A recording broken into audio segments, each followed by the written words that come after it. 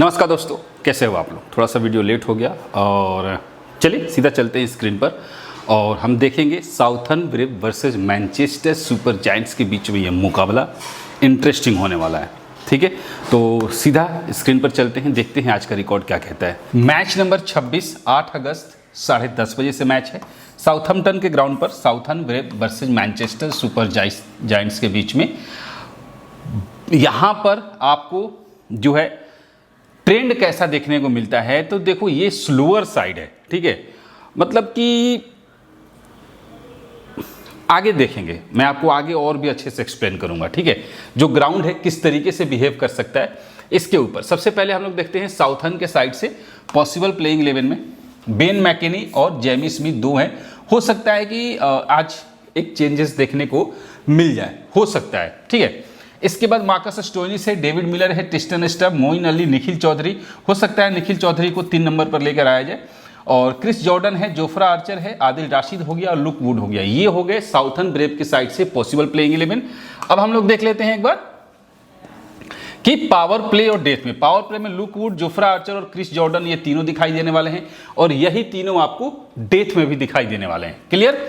अब मैनचेस्टर के साइड से पॉल वॉल्टर और टीम साइफर्ट दोनों ओपन कर रहे हैं। हो सकता है कुछ चेंजेस देखने को मिल जाए। यहाँ भी जोश बटलर है, हेनरी क्लासन, लू डुप्लोय और टॉम मूर्स हो गया और लियाम डॉसन, गस एटकिंसन और उसके बाद नूर अहमद है, सोनी बेकर है, जॉश टंग है। तो ये मैनचेस्टर के साइड से पॉसिबल प्लेइंग 11 आज के मैच में दिखाई दे सकता है। अब देखिए पावर प्ले और death, Atkinson, Sonny Baker, Josh Tongue तीनों दिखाई दे रहे हैं। ठीक है, और डेथ में भी यही तीनों दिखाई दे रहे हैं। तो पावर प्ले और डेथ लगभग सेम होता है, मतलब अभी तक देखने को मिला है 100 के मैच में। अब हम यहां से देखते हैं, देखो यहां पर ज्यादातर जो मैचेज हैं वो चेज हुए हैं, लेकिन 2 मैच ऐसा है जो आखिरी मैच है वो भी यहां पर चेज नहीं हुआ था। आखिरी मैच भी यहां पर चेज नहीं हुआ है। तो अब देखो यहां पर 128 8 विकेट पर, 129 9 विकेट पर, 135 133 139 106। एक मैच ऐसा हुआ है जहां पर 167 रन बने हुए हैं। मतलब आप समझ रहे हो, इसीलिए बोला स्लोअर साइड, मतलब कि यहां पर रन अच्छे से नहीं लगते, यानी कि बैट पर बॉल अच्छे से नहीं आता। थोड़ा सा बॉलर्स को फेवर वाला ग्राउंड हम इसको मान सकते हैं। ठीक है, बट फिर भी वहां पर देखा जाए तो फास्टर्स को ज्यादा विकेट मिल रहा है, स्पिनर्स को 0 से 3 विकेट या 4 विकेट के रेंज में जा सकते हैं और सेकेंड इनिंग में 0 से 2 विकेट। बट दोनों ही इनिंग्स को मिलाकर देखा जाए तो फास्टर्स को ज्यादा विकेट मिल रहा है। सेकेंड इनिंग में चेजिंग की संभावना बन सकती है। बट सिचुएशन आज का मैच में मुझे लग रहा है कि ट्रैक चेंज हो सकता है और उसके अकॉर्डिंग कहानी भी बदल सकती है। अगर हम बात करें अभी तक इस ग्राउंड पर, एक चीज जो आपको देखने को मिलेगा और वो ये कि यहां पर ओपनर्स थोड़े से जल्दी आउट होते हुए गए हैं। इनफैक्ट अगर हम अभी तक के सारे मैचेस को देखें तो एक ही मैच ऐसा हुआ था जहां पर 49 का स्कोर कोई एक ओपनर कर गया था, यानी कि समझ रहे हो पूरा क्रॉस दिखाई दे रहा है। तो यहां पर अच्छा रन कौन बना रहा है, देखो सिर्फ 2 बार ऐसा हुआ था जब टॉप 3 खिलाड़ी यहां पर चले थे। टॉप 3 में से 2 बार, मतलब 3 नंबर का खिलाड़ी चला, नहीं तो ज्यादातर आप देख लो कहानी अभी तक उल्टी हुई है। और अगर हम इसी पैटर्न पर, अगर हम इस डेटा को प्रूफ मानकर चले, डेटा को ये मानकर चले कि ये डेटा सही है, जो कि सही है, इसी तरीके से मैच होते हैं, तो हमारे पास टीम साइफर्ट, पॉल वॉल्टर और जॉस बटलर तीनों के रिकॉर्ड में किसी एक के साथ ही जाना बेटर चांसेस लग रहा है। ठीक है, तो उस हिसाब से हमें देखना पड़ेगा। लेकिन 4 और 5 नंबर का खिलाड़ी यहां पर अच्छा परफॉर्मेंस कर सकता है, तो वो हमें थोड़ा सा नजर में रखना पड़ेगा और आपको उसी तरीके से टीम जो है वो बनाना पड़ेगा। क्लियर है, ये कॉन्सेप्ट आप देख रहे हो। तो उस हिसाब से मार्कस स्टोइनिस और टी स्टब्स ये दोनों इंपॉर्टेंट प्लेयर बन सकते हैं आज के मैच के लिए। और यहां से हेनरी क्लासन, लू डुप्लोय और 50% जॉश बटलर, लेकिन ये दोनों प्लेयर इंपॉर्टेंट होने वाले हैं, ये बात भी दिमाग में रखिएगा। तो यहां से बटलर पर थोड़ा सा रिस्क लिया सकता है। अब डिपेंड करता है कि ओपनिंग में कौन कौन आ रहा है, वो भी सवाल यहां पर खड़ा होता है। ठीक है, अब अगर हम सेकेंड इनिंग को देखें तो क्या सेकेंड इनिंग इंपैक्ट अच्छा है, तो यहां पर थोड़ा सा ये देखने को मिलता है कि कभी कभार ओपनर्स थोड़ा सा यहां पर ठीक ठाक चले हैं, लेकिन वापस से 4 और 5 नंबर के जो खिलाड़ी हैं सेकेंड इनिंग में भी इंपैक्ट अच्छा है। एक बार सिर्फ 56 रन का पारी 3 नंबर का खिलाड़ी यहां पर खेल कर गया है। उस हिसाब से आपके सामने, यानी कि फर्स्ट इनिंग हो या सेकेंड इनिंग हो, दोनों ही इनिंग्स में एक चीज है जो हमें देखने को मिल रहा है कि ओपनर्स पर थोड़ा सा कम भरोसा करके हम लोग 3, 4, 5 में से कम 2 प्लेयर पर भरोसा जरूर करेंगे। ठीक है, वो आपको एक चीज दिखाई दे रहा है। क्लियर। फास्टर्स पर ओवरऑल अगर हम बात करें फर्स्ट इनिंग की, तो फास्टर्स पर फोकस करना है। ठीक है, 2 से 4 विकेट लेके जा सकते हैं फास्ट बॉलर। उस हिसाब से कम 2 फास्ट बॉलर के साथ आप जाइए।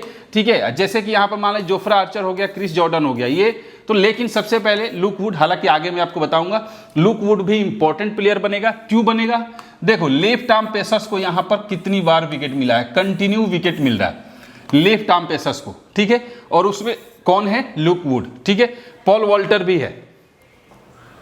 तो बात समझ गए मैं क्यों कह रहा हूं? तो फास्टर्स को कम से कम 2 फास्ट बॉलर को रखना जरूरी है। लेग स्पिनर या स्पिनर को कभी कभार विकेट मिल रहा है, हो सकता है 0 से 2 विकेट के रेंज में आदिल राशिद हो, बट फिलहाल सिर्फ 2 बार ऐसा हुआ है, बाकी 2 बार विकेट नहीं भी मिले हैं।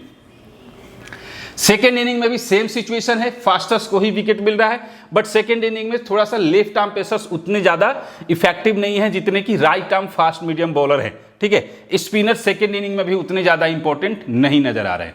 अब देखिए यहां से जॉश बटलर है, हेनरी क्लासन है, जे स्मिथ हो गया, टिम सेफर्ट हो गया और टॉम मूर हो गया। अब यहां पर देखो सबसे पहला जो है फिक्स खिलाड़ी के रूप में मैं अभी फिलहाल के लिए हेनरी क्लासन के साथ जाऊंगा। यहां से अब डिपेंड करता है, इनमें से जो भी पहले आएगा वो फिक्स होगा। याद रखिएगा, जो भी पहले आएगा वो फिक्स होगा। अगर टी स्टब्स पहले आता है तो फिक्स होगा, और डेविड मिलर पहले आएगा तो फिक्स होगा। तो 2 खिलाड़ी में से 1 खिलाड़ी यहां से फिक्स होने वाले हैं। यहां से हम मार्कस स्टोइनिस को साथ जाएंगे, क्योंकि बैटिंग और बॉलिंग दोनों से ऑप्शन में है, तो इसलिए ये खिलाड़ी हमारे लिए इंपॉर्टेंट होगा। यहां से हम निखिल चौधरी को और लियाम डॉसन, इन दोनों में से किसी एक के साथ जरूर जाएंगे। ठीक है, ये याद रखिएगा, इन दोनों में से किसी एक के साथ को फिक्स रखना है। अब निखिल चौधरी को ले लो, अगर ये टॉप 4 में पहले बैटिंग करने आ जाता है तो हम निखिल चौधरी को लेंगे, क्योंकि डॉसन थोड़ा सा नीचे आ रहा है। ठीक है, इसके बाद यहां से क्रिस जॉर्डन, जोश टोंग और नूर अहमद, यहां से कम 1 खिलाड़ी, मैक्सिमम 2 खिलाड़ी को हम लोग फिक्स रखेंगे। फिलहाल के लिए मैं जोश टोंग को फिक्स लेके चल रहा हूं। ठीक है, इसके बाद एक लुक वुड को मैं फिक्स लेके चल रहा हूं। अब बाकी खिलाड़ी को, जैसे बटलर हो गया, वो डिपेंड करता है कि कब हम इन लोगों को रोटेशन में बैटिंग फर्स्ट मिलता है, बैटिंग सेकंड मिलता है, चाहे वो साइफर्ट हो या फिर बटलर हो या फिर डुप्लोय हो, इन लोगों को हम लोग इनिंग वाइज परफॉर्मेंस देखकर ही डिसाइड करेंगे। क्लियर है? पॉल वॉल्टर चूंकि बैटिंग और बॉलिंग दोनों अगर ओपनिंग में आ गया तो कुछ खास नहीं हो रहा है, लेकिन लेफ्ट आर्म पेसर है, उस हिसाब से थोड़ा सा इंपॉर्टेंट बन सकता है। क्लियर है? अब साउथर्न ब्रेव के साइड से जे स्मिथ 2 मैच में देखा जाओ, फर्स्ट इनिंग में 0 पे आउट हुआ था, इसके बाद फर्स्ट इनिंग में 6 रन पर, फर्स्ट इनिंग में 3 रन पर, एक बार सेकेंड इनिंग में 30 बनाया, सेकेंड इनिंग में 36, एक बार फर्स्ट इनिंग में 49। मतलब कि सेकेंड इनिंग में हम इन पर फोकस कर सकते हैं, फर्स्ट इनिंग में कुछ खास नहीं है। अब मैकिनी की बात करें तो यार ज्यादातर टाइम पे ये 0-0 पे आउट हो रहा है, और सामने बॉलर्स भी बहुत अच्छे बॉलर्स भरे हुए हैं, उस हिसाब से थोड़ा सा रिस्की प्लेयर मुझे लग रहा है। अब यहाँ पर डेविड मिलर और टी स्टब्स, इन दोनों में से जो भी होगा, या तो आप दोनों को लेके जाओ या दोनों में से किसी एक को 100% लेके जाओ। अब जब प्लेइंग 11 आएगा, ठीक है, फाइनल, अगर टी स्टब्स पहले खेलने आता है, हमें दिख जाता है, तो हम टी स्टब्स को ही फोकस करेंगे। ठीक है, जो इंपॉर्टेंट होगा, निखिल चौधरी भी इंपॉर्टेंट हो सकता है। ठीक है, और मार्कस स्टोइनिस तो है ही, चूंकि देखो मार्कस स्टोइनिस और ये जॉस बटलर, इन दोनों में रोटेशन लेके जाइएगा। बटलर, स्टोइनिस और जोफ्रा आर्चर, इन तीनों को एक ही टीम में आपको लेकर नहीं जाना है, ये बात याद रखिएगा। ठीक है, बटलर, स्टोइनिस और आर्चर, इन तीनों को एक ही टीम में नहीं लेना है, इनमें से कम एक को आपको टीम से हटाना है। ठीक है, अब बॉलर्स की बात करें तो यहां से लुक वुड इंपॉर्टेंट बॉलर हो सकता है, खासतौर से फर्स्ट बॉल में। इसके बाद जोफ्रा आर्चर 1 से 2 विकेट के रेंज में दिखाई दे सकता है, और इसके बाद मार्कस स्टोइनिस है, जो कि आपको वो तो फिक्स ही रहेगा। अब यहां से क्रिस जॉर्डन होगा, जो कि आपको बैटिंग और बॉलिंग दोनों से ही पॉइंट देता है, लेकिन बॉलिंग से फिलहाल दे सकता है। तो यहां से सबसे पहले फिक्स खिलाड़ी में लुक वुड होगा, दूसरा नंबर पे खिलाड़ी जो होगा वो क्रिस जॉर्डन होगा, तीसरे नंबर पे जोफ्रा आर्चर को रोटेशन करना है, क्योंकि आर्चर और स्टोइनिस दो हैं, तो आप दोनों में से किसी एक को लेके जाओ, फिर बटलर को लेके जाओ, नहीं तो इन दोनों को लेके जाओ तो बटलर को हटाओ। ये एक रोटेशन आपको करना होगा। अब अगर हम देखें ग्राउंड पर क्या इतिहास रहा है इन लोगों का, तो देखिए मैकिनी इस ग्राउंड पर 3 मैच खेला है, बिल्कुल एवरेज खराब है। स्मिथ का भी एवरेज खराब है। स्टोइनिस का भी 5 मैच में, स्टोइनिस का भी वेन्यू पर एवरेज खराब है। मिलर का भी खराब है, स्टब्स का भी खराब है, सबका खराब है। यानी साउथर्न ब्रेव के जो खिलाड़ी हैं इनका साउथहैम्पटन में ही ग्राउंड पर रिकॉर्ड इनका खराब है, ठीक है। और अगर हम बात करें बाकी, तो मार्कस स्टोइनिस 5 मैच में 6 विकेट है as a bowler. Chris Jordan का 17 मैच में 18 विकेट है। जोफ्रा आर्चर का भी एवरेज ठीक है, लुक वुड का भी ठीक है, इनका भी ठीक है। मतलब अभी तक फिलहाल अगर वेन्यू पर देखा जाए तो ये खिलाड़ी थोड़े से एवरेज दिखाई दे रहे हैं। क्लियर। अब हम देख लेते हैं हेड टू हेड। अब हेड टू हेड में मैकिनी हेड टू हेड में खेला नहीं है। स्मिथ खेला है, 4 मैच में सिर्फ 41 रन है 3 मैच में। स्टोइनिस 1 मैच में सिर्फ 1 रन है। और डेविड मिलर का 3 मैच में 65 रन है। मतलब कि आज कहानी थोड़ी सी अलग है भाई साहब, ठीक है, क्योंकि साउथहैम्पटन का ग्राउंड भी तो वैसा है, ठीक है। आदिल राशिद 9 मैच में 11 विकेट, थोड़ा सा अच्छा रिकॉर्ड दिखाई दे रहा है हेड टू हेड में। और बाकी सब के सब एवरेज हैं या फिर एवरेज से नीचे ही दिखाई दे रहे हैं। अब मुझे लगता है आज का जो मैच है ये ऑलराउंडर और बॉलर्स पर ज्यादा फोकस करेगा। अब देखिए मैकिनी कुछ खास नहीं है, दोनों में ही सेकंड बैट में आप लेके जा सकते हो। जैमी स्मिथ फर्स्ट बैट में, तो ये फर्स्ट बैट में परफॉर्मेंस सही नहीं हो रहा भाई, इसको सेकंड बैट में लेके जाओ, ठीक है। मार्कस स्टोइनिस की बात करें, बोथ परफॉर्मेंस वाला खिलाड़ी है। और डेविड मिलर बोथ परफॉर्मेंस वाला खिलाड़ी है। और टी स्टब्स सेकंड बैट में परफॉर्मेंस अच्छा होता है। मोइन अली बोथ परफॉर्मेंस वाला खिलाड़ी है, फर्स्ट बैट ज़्यादा एग्रेसिव रहता है। निखिल चौधरी की बात कर लेते हैं, ये बोथ परफॉर्मेंस वाला खिलाड़ी है।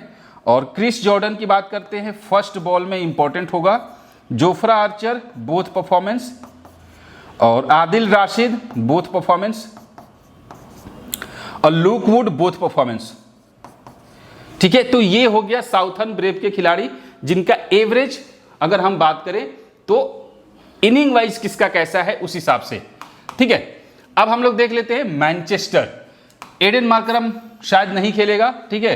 अब टी स्टब्स की बात करें, लास्ट मैच में 62 की पारी खेल के आया है, इस मैच में रिस्की प्लेयर होगा, ठीक है। जॉस बटलर रोटेशन वाला खिलाड़ी होगा।